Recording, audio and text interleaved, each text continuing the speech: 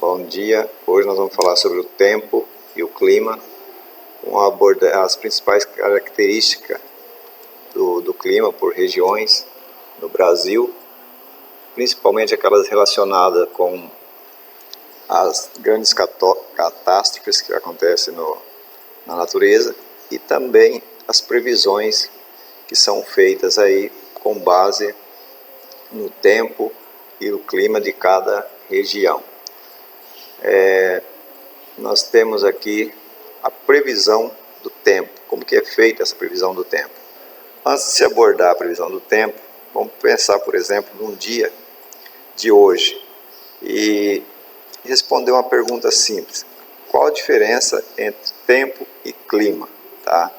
Quando se fala de tempo, se refere ao tempo atmosférico, ou seja, um conjunto de condições atmosféricas em determinado lugar por um curto período de horas ou de dia. Então, isso seria a definição de tempo ou tempo atmosférico.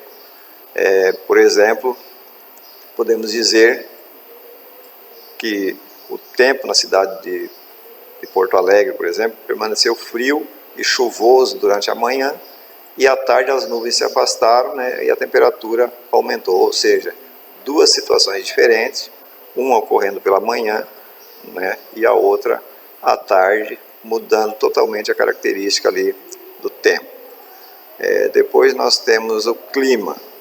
Por outro lado, quando se fala do clima, que é um conjunto de diferentes estados do tempo em determinado lugar, obtidos aí, né, por um período de cerca de 30 anos, então é um período bem mais longo do que quando se fala de tempo. Em relação ao clima também, por exemplo, pode-se dizer que as chuvas ocorrem ao longo de um ano inteiro, mas não são frequentes, por exemplo, no inverno, como é o caso lá do Rio Grande do Sul, que foi falado agora há pouco. Ao contrário do que acontece, por exemplo, no Mato Grosso, na região pantaneira, né, que o clima é caracterizado aí por uma época de seca e outra chuvosa.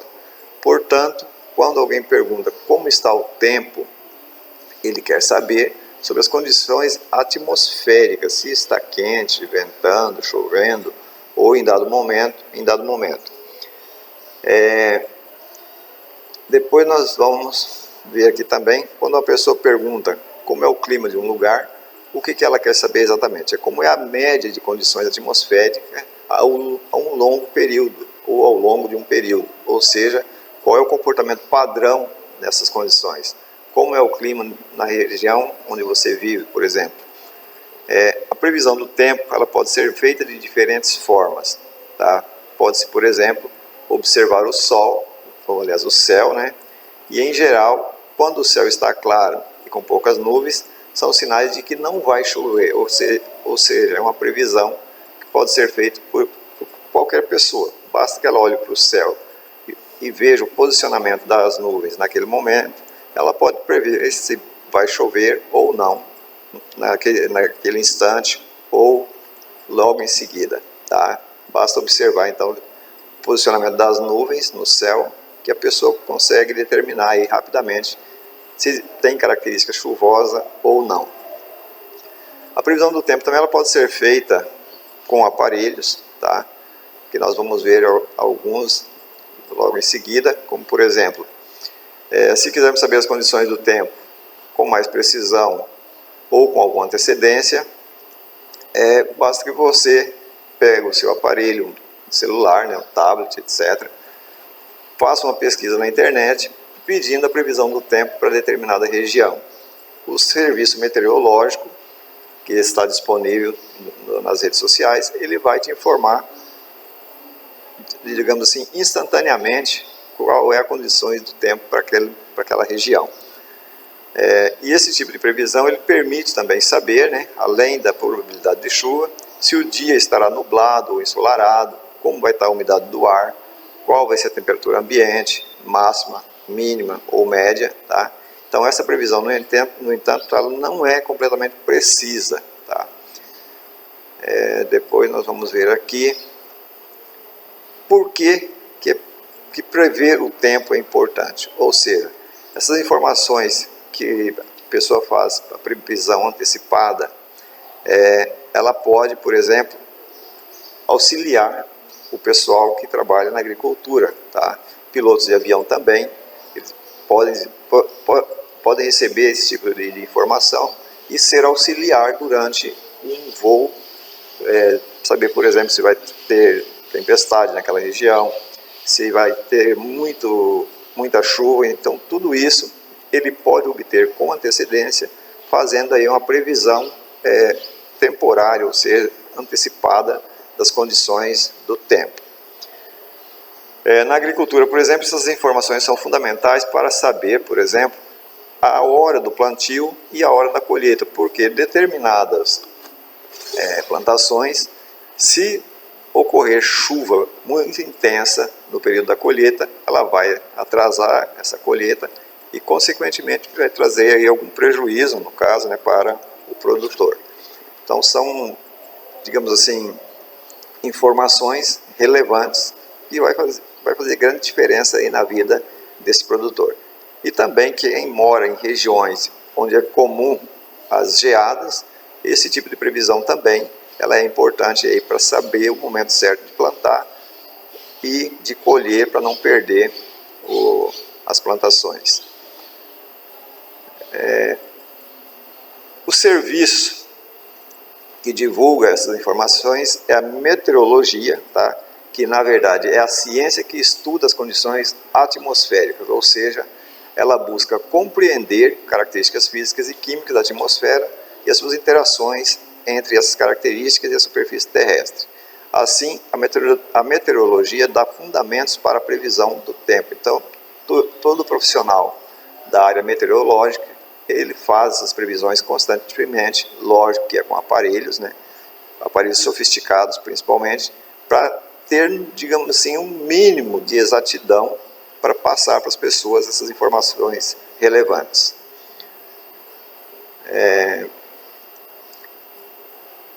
Para os meteorologistas, as nuvens elas apresentam características, tá?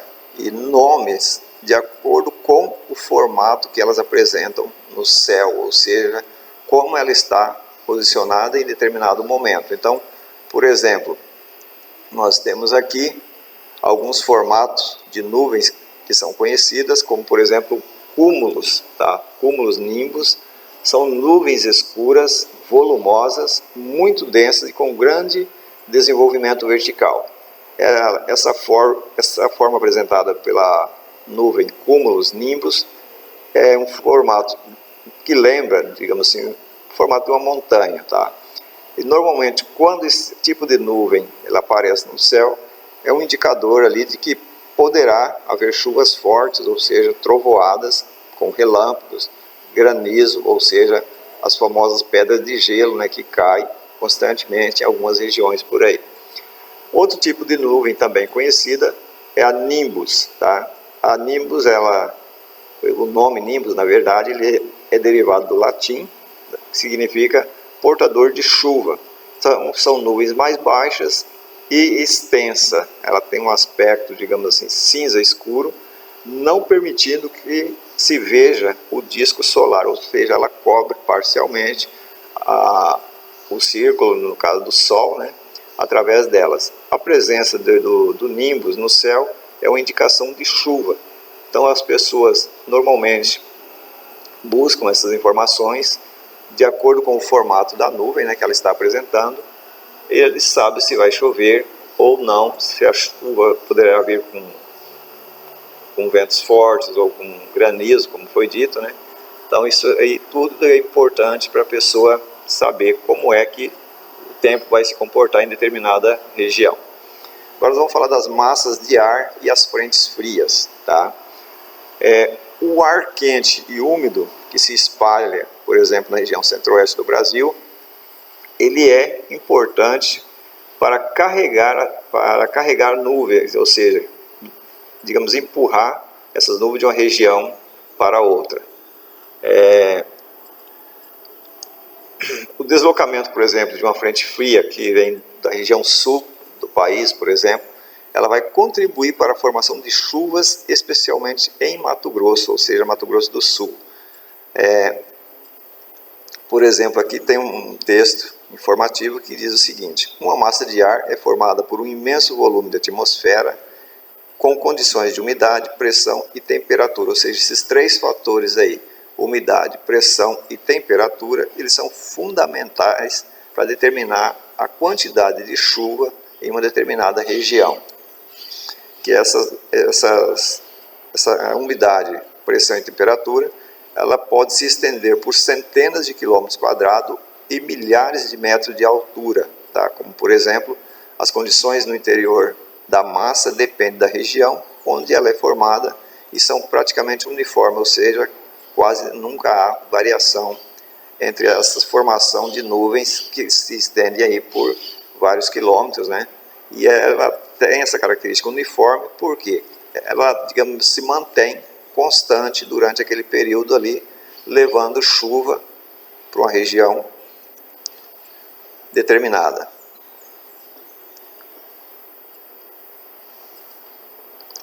Aqui nós vamos ver um pouquinho sobre a formação, né, dessas massas. Como é que ocorre a formação dessas frente quente ou frente fria, ou massa de ar quente ou massa de ar fria. Então, no encontro, por exemplo, de duas massas de ar com características de temperatura, umidade e pressão do ar diferente, forma-se uma frente. Tá? Quando a gente ouve na televisão, por exemplo, na previsão do tempo, quando eles falam formando uma massa de ar frente, ele se refere exatamente a essa característica apresentada ali, que é o encontro de duas massas de ar com características de temperatura, umidade e pressão do ar diferente, ou seja, se de um lado ela vem uma massa de ar fria, do outro ela vem com uma massa de ar quente. E o encontro das duas normalmente causa algum fenômeno, digamos assim, esperado, como chuvas, ventos, frio. Tudo isso é relacionado a esses deslocamentos, digamos assim, de massa de ar, né, com características de pressão, umidade e temperaturas diferentes. Quando uma massa de ar quente se desloca, por exemplo, em direção a uma massa de ar frio, né, que está parada sobre uma região, ocorre a frente quente. Então, observa de novo aqui. Quando a massa de ar quente se desloca em direção a uma massa de ar frio, que está parada sobre uma região, ocorre uma frente quente. Aí nós temos uma imagem aqui, deixa eu ver se dá para ver, ilustrando, né, essa diferença aqui do uma massa de ar frente chegando sobre uma massa de ar fria que está parado, e aí forma-se a chamada frente quente. O ar quente localizado aqui em cima, né? Deixa eu ver se dá para passar o mouse aqui. Não está aparecendo. O ar quente, o ar frio localizado aqui embaixo, tá? Formando então o encontro das duas, uma frente quente. Aqui nós temos um outro esquema, só que o contrário. Quando a frente fria ocorre, aliás, a frente fria ocorre quando uma massa de ar frio avança em direção a uma massa de ar quente e úmido que está parada numa região. Como eu falei antes, para que ocorra a frente quente, ocorre um deslocamento de uma massa de ar quente sobre uma massa de ar frio que está parada. Isso forma a chamada frente quente. O contrário vai ser quando uma massa, ou uma frente fria, né, ocorre quando uma massa de ar frio avança em direção a uma massa de ar quente e úmido que está parada em uma região. Vamos tomar por exemplo, nós que moramos na região norte do Brasil. Se uma frente fria avança da região sul em direção a essa frente quente que está parada aqui na nossa região, vai formar então uma frente fria, né? E com possibilidade de chuva, já que o encontro dessas duas massas, com temperatura, pressão diferente, vai fazer com que haja, digamos assim, um choque entre as duas, ocasionando provavelmente chuva na nossa região aqui. Deixa eu mais aqui um pouquinho. Tá. Aí vamos falar agora da umidade do ar e as chuvas. A umidade do ar e as chuvas indica a quantidade de vapor de água na atmosfera e é o componente mais importante para a determinação do tempo e do clima. A umidade relativa do ar, por sua vez, indica a relação entre a quantidade de vapor de água em uma porção da atmosfera e a quantidade máxima de vapor que essa mesma porção pode suportar em determinada temperatura. Então, quando a umidade do ar ela está muito baixa, indica o quê? Que vai faltar chuva naquela região e, consequentemente, aumenta o período seco também, ocasionando, muitas vezes, doenças respiratórias, né? Fazendo com que a pele ou o próprio organismo animal, em geral, né, se torne aí mais ressecado. Quando a umidade do ar aumenta, ou seja, ela está alta, é um indicativo aí de que tem chuvas constantes naquela região ou que está próximo, digamos assim, de chover. Por quê? Porque esse vapor que fica parado, digamos assim, acima da nossa cabeça, é determinante aí para que ocorra chuva ou que ocorra seca numa determinada região. Para saber exatamente a quanto anda essa umidade relativa do ar, é feita uma medição através de um aparelho chamado de higrômetro. Tá?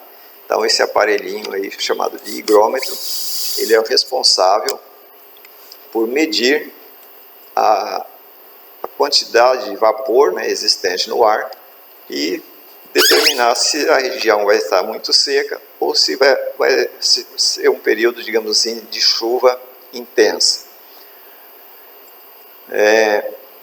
Outro mecanismo também para determinar a quantidade de chuva que vai ocorrer na região é medido através de um equipamento chamado aí de pluviômetro. Esse aparelho pluviômetro, ele vai capturar a quantidade de água que choveu num determinado momento do dia ou da noite. Armazenando essa água, é medida a quantidade em milímetro. Tá? Por exemplo, a quantidade de chuva em uma região é medida pelo pluviômetro e nesse aparelho a água da chuva é recolhida e fica armazenada no interior desse equipamento chamado pluviômetro. Diariamente, às 9 horas, quando está chovendo, logicamente, né, um profissional da estação meteorológica faz a leitura e anotação do total precipitado, ou seja, do total recolhido dentro desse recipiente aqui, que é o pluviômetro. Então, está chovendo, passa todo o período chuvoso, normalmente às 9 horas da manhã, ele vai lá, faz a leitura da quantidade de água que está armazenado dentro do pluviômetro e aí faz o cálculo e sabe quanto foi que choveu na região naquele determinado período de horas ali. O serviço meteorológico também ele pode informar, por exemplo, que em determinado dia o total da chuva em uma cidade foi de 5 milímetros, por exemplo. Isso significa que se naquele dia a água da chuva fosse recolhida em uma caixa aberta de um metro quadrado de base, teria se formado uma camada de água com 5 milímetros de altura. Então essas anotações da quantidade de água que choveu num determinado período serve como base para saber quanto de água vai ficar armazenada no solo, já que eles fazem o cálculo com base numa caixa d'água, mas fazendo esse cálculo e colocando, digamos, na região ou na cidade, ele sabe quanto choveu naquele determinado período ali, durante o ano, durante o mês ou durante a semana. ver aqui. Uma outra situação também, que pode ser prevista aí, com base nessa quantidade de água que cai, é a possibilidade de desmoronamento de encostas, principalmente aquelas localizadas ao longo de rodovias ou mesmo de BRs. Como é comum em algumas regiões do Brasil, quando chove muito, fica encharcado demais as encostas, que são chamadas de barranco, né? E ocorre deslizamento dessa quantidade de terra em direção às estradas. Isso ocasiona aí alguns danos, alguns prejuízos, em alguns casos pode até mesmo ser um acidente fatal, né? Matar alguém, mas na maioria dos casos é feita a remoção desses entulhos e fica somente em estragos materiais. Então, fazendo a previsão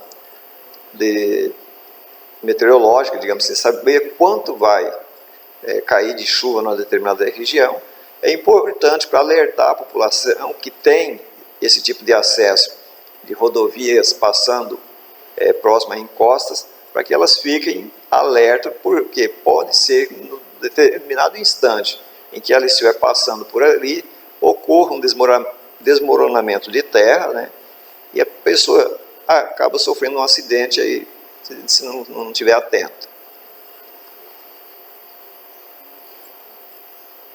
Aqui nós temos a pressão atmosférica e a temperatura, tá? Essa pressão, no caso que envolve todo o planeta Terra, ela é chamada de pressão atmosférica e é o peso que uma coluna de ar em linha reta exerce sobre o corpo em determinado instante e local no nível do mar. Ou seja, como o nível do mar ele está mais baixo, então calcula-se que a pressão atmosférica sobre o peso de uma pessoa, ela é colocada em linha reta e faz com que essa pressão mantenha os nossos corpos, né, na superfície do solo. A coluna de ar, por exemplo, sobre uma pessoa, ela é maior do que a coluna de ar sobre uma pessoa em altitude maior. Quanto mais alto você tiver, essa coluna ela vai se tornar, digamos, menor do que aquela relacionada com a pessoa que estiver a nível do mar. Por exemplo, aqui nessa ilustração nós temos uma pessoa no nível mais baixo e a outra no nível mais alto. Dá para observar pela imagem que foi feita desse boneco, né, desse desenho de uma pessoa em cima de uma rocha, a coluna de ar exercendo a pressão sobre ela é bem menor do que a outra que está aqui ao nível do mar, na região mais baixa, fazendo com que essa coluna se torne maior sobre ela, ou seja, exercendo então uma pressão maior sobre a pessoa que está no nível mais baixo do que sobre aquela que está no nível mais acima. Mudanças na pressão atmosférica afetam significativamente o tempo e por isso costumam ser monitoradas. E o aparelho utilizado para monitorar essa pressão atmosférica é o barômetro, que é esse aparelho localizado aqui abaixo. Então o barômetro é o aparelho utilizado para determinar as características de pressão numa determinada região. Depois nós temos os termômetros, que são aparelhos utilizados aí para determinar a temperatura de uma determinada região. Existem termômetros também que são utilizados aí para medir a temperatura corporal, né, que são semelhantes a esse que está aparecendo aqui na tela. E tem também os termômetros que são utilizados nas grandes cidades para medir a temperatura ambiente, ou seja, externa. Normalmente ficam próximos de semáforos, em alguns casos são colocados em praças, né, para que a pessoa, quando estiver passando, ela tenha uma noção da temperatura naquela determinada hora do dia. Vamos ver aqui, nós temos agora aqui os ventos, tá? Vamos falar um pouco sobre os ventos. Para saber o efeito dos ventos em determinada região, são citados alguns exemplos, como por exemplo, os balões de ar quente, né? Eles carregam na boca do balão um queimador de gás que produz uma chama. Essa chama aquece o ar interno, ou seja, o ar que está dentro do balão, e esse ar aquecido ele é menos denso, ou seja, é considerado um ar mais leve do que o ar atmosférico. Por isso o balão sobe. Então as pessoas aí que praticam balonismo, né, elas conhecem essas técnicas, por isso elas usam desse mecanismo que é aquecer o ar internamente dentro do balão, como esse da imagem aqui, porque elas sabem que o ar dentro do balão ele é menos denso do que o ar atmosférico, ou seja, a pressão atmosférica ao redor dele é muito maior e isso faz com que o balão suba. Para fazer o balão descer, basta ele diminuir a quantidade de ar existente dentro do balão, que ele vai descer justamente porque a pressão ao redor dele ela é maior do que a pressão do ar atmosférico aqui dentro.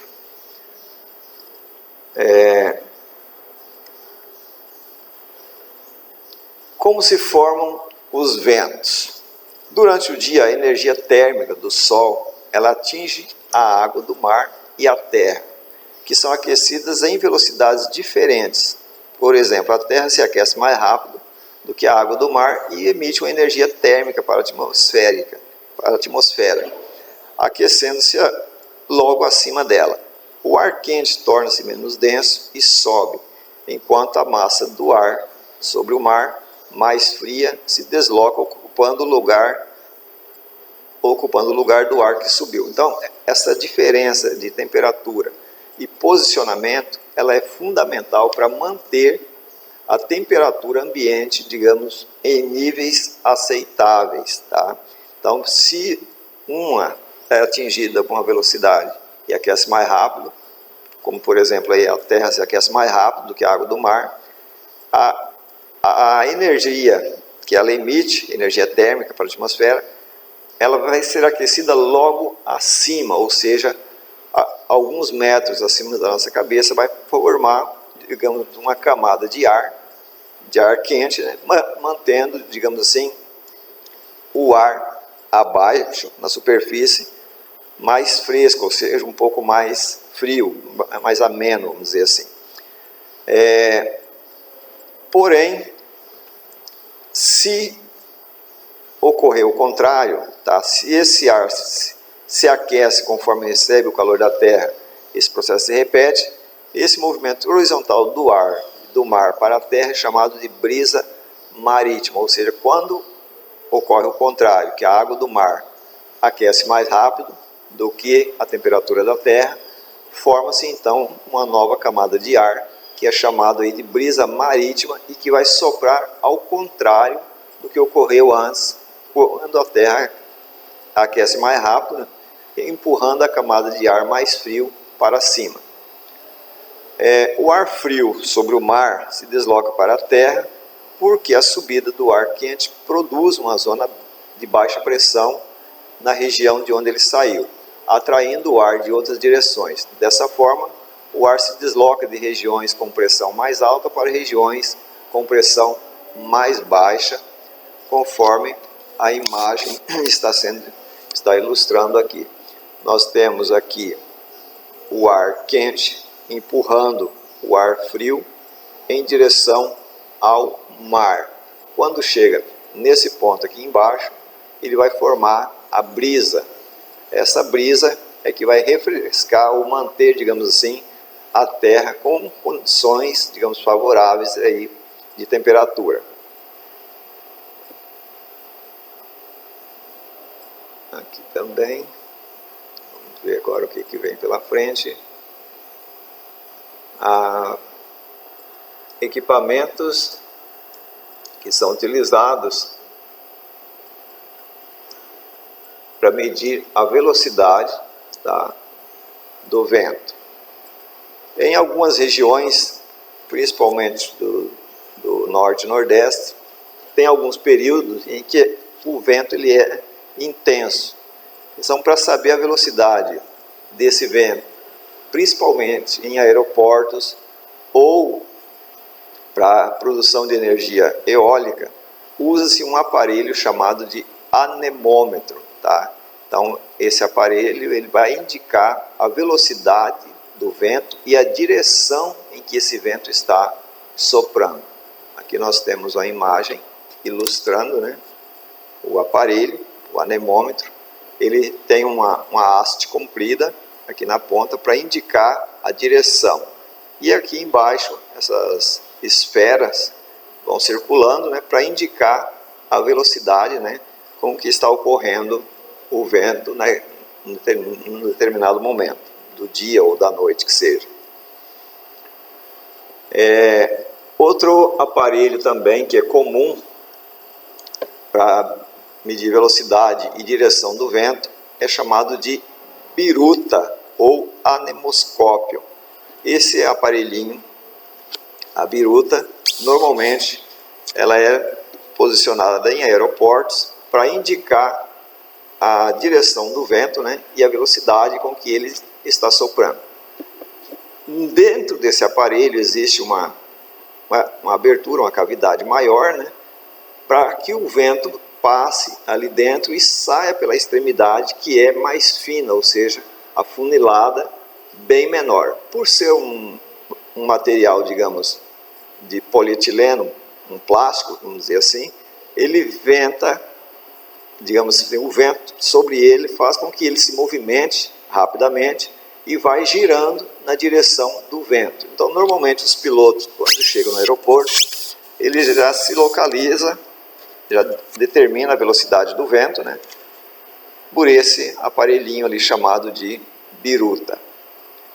Aí nós temos alguns casos, por exemplo, onde o vento causa alguns transtornos, que são os chamados aí ciclones tropicais, furacões ou tufões.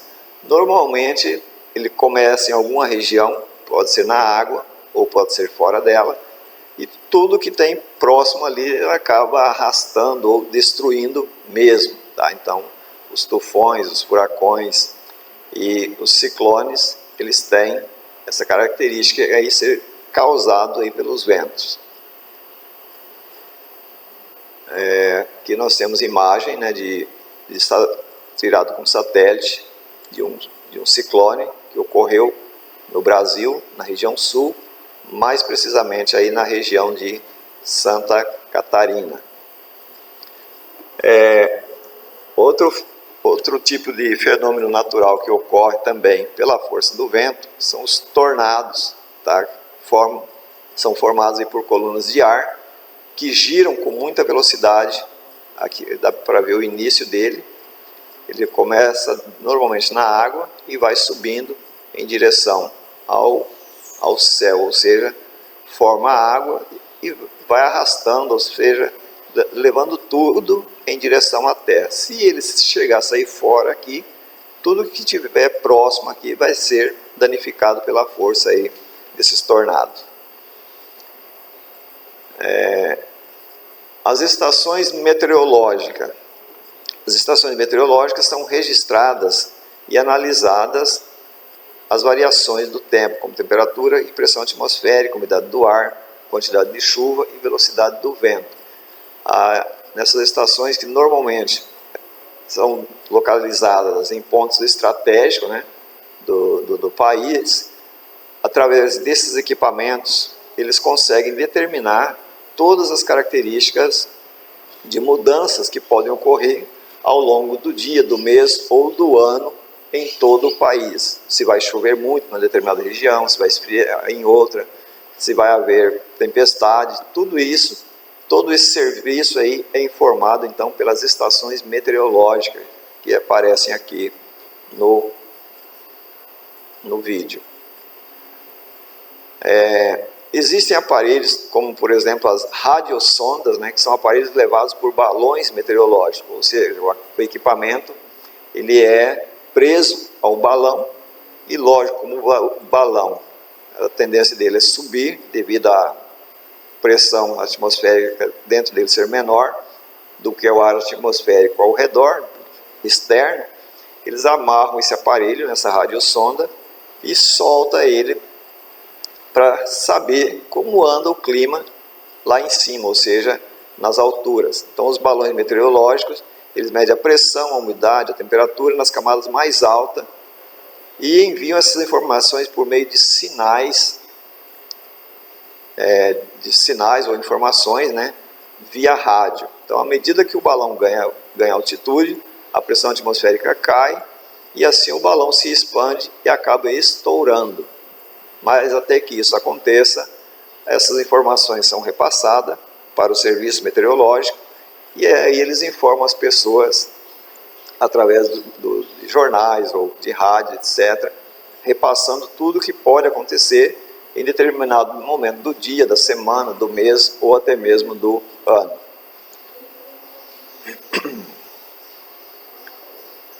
Aqui nós temos mais... Bom, com isso nós chegamos praticamente, acho que é o final, né? Ainda tem o clima aqui, vamos falar um pouquinho mais sobre o clima, apesar de que eu já falei lá no início. Mas nós temos aqui as diferenças climáticas observadas entre as regiões que compõem o planeta, ocorrem fundamentalmente em função da forma da Terra, da inclinação do seu eixo e dos movimentos que a Terra faz durante sua trajetória no espaço. Não é novidade, todo mundo sabe disso, de que o ar que nós inalamos, ele vem, obviamente, das correntes de ar trazidas através do vento, saindo dos oceanos, dos mares, né, e chegando à Terra, já que as algas são aí as grandes produtoras de oxigênio que se espalha por todo o globo terrestre. Isso é feito através desse movimento que a Terra faz durante sua trajetória no espaço. No capítulo 5, nós já tínhamos falado sobre isso, do eixo de rotação da Terra, né? Então, não há muita novidade sobre isso, só lembrando que durante esse movimento, essas correntes de ar são, digamos, enviadas aí em direção à Terra. As massas de ar também, nós falamos agora há pouco, sobre as massas de ar quente e fria, como é que elas se formam. As diferenças de pressão entre uma e outra vão causar chuvas ou mesmo frio, né, em outras.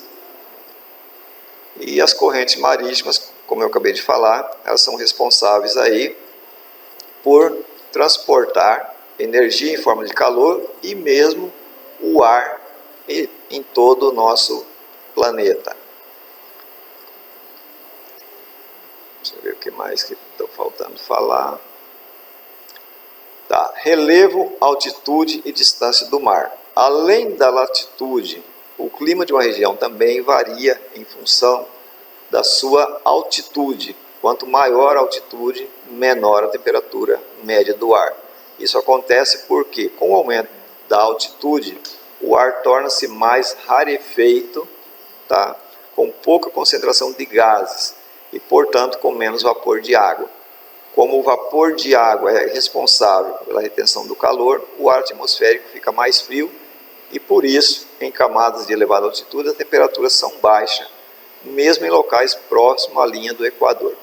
Um exemplo de diferença de temperatura que é muito conhecido e fácil de se localizar sobre o que foi falado até aqui é o caso da Bolívia, tá, que se encontra em uma altitude bem acima do nível do mar. Normalmente as pessoas que vão para lá, principalmente atletas que vão disputar algum campeonato, eles precisam de um período de adaptação, porque o ar lá em cima, naquela altitude, ele é, digamos, bem baixo, ou seja, pouco oxigênio. Para uma pessoa que está acostumada com o ar a nível do mar, ou seja, uma localização mais abaixo, quanto mais ela for subindo, maior a necessidade de oxigênio lá em cima. Então, como foi falado ali, devido a poucos gases e principalmente o oxigênio, as regiões mais altas, quanto mais alta maior o sofrimento, maior a dificuldade respiratória que a pessoa vai ter para consumir o oxigênio.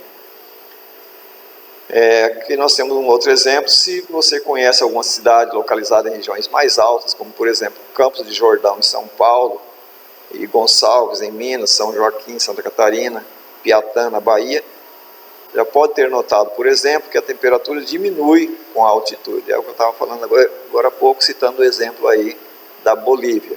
Se o ar estiver úmido, a temperatura cai mais ou menos 0,6 graus. E a cada 100 metros de altitude.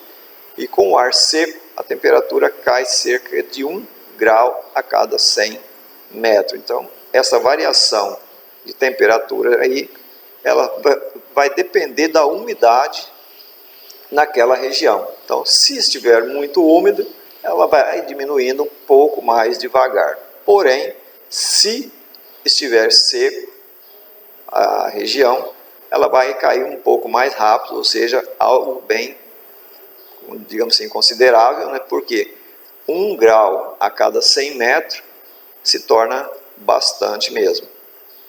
Então, se por exemplo, voltando ao assunto aqui da Bolívia, que eu estava falando antes, com base nessa medição de 1 grau a cada 100 metros para uma altitude aí de 3.000 metros, é uma diferença, digamos, razoável, né? Uma diferença boa para a pessoa chegar lá e conseguir respirar, inalando oxigênio tranquilamente. Vamos ver o que mais temos pela frente. Ciência e ambiente. Isso aqui não tem muita coisa. Vamos falar agora da vegetação. Como eu falei no início, as previsões climáticas, né, feitas pelo Serviço Meteorológico, ela auxilia na agricultura, digamos assim, informando ao agricultor o momento certo de plantar e também de colher. Então nós temos aqui vegetação. O clima influencia a vegetação e, consequentemente, a agricultura. Aí nós temos o exemplo aqui do cacau, né, que precisa de temperaturas altas o ano inteiro. Então, se esse tipo de vegetação precisa de temperaturas altas o ano inteiro, é um tipo de vegetação ou, digamos assim, de produto que não pode ser cultivado, por exemplo, na região sul, onde tem um período de frio intenso. Esse tipo de vegetação, provavelmente ali, ele não vai se desenvolver. Então, por isso que normalmente é encontrado mais na região norte e nordeste do Brasil, esse tipo de produção de cacau.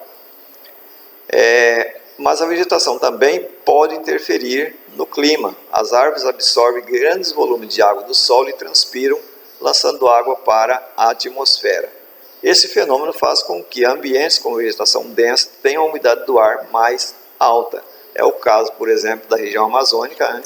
Que não é novidade, todo mundo sabe que a umidade na Amazônia, devido à vegetação, ela é mais alta do que aquela vegetação do cerrado, onde ela é mais baixa. Então, lá, normalmente, em determinadas épocas do ano, a umidade relativa do ar ela é muito baixa. Como eu disse antes, esse fator de umidade relativa do ar muito baixa causa problemas ou traz muitas doenças respiratórias nas pessoas, porque o ar fica, digamos, mais pesado e em decorrência também das queimadas, que é comum em algumas regiões do Brasil, faz com que as pessoas adquiram doenças relacionadas aí à umidade, digamos assim, muito baixa naquela região. Aqui nós temos ciência e saúde, também não tem muita coisa. Como nós chegamos na nossa atividade, nós vamos parando por aqui. As questões relacionadas ao que foi falado será enviado, como de costume, e até o nosso próximo encontro. Um abraço para todos e até breve.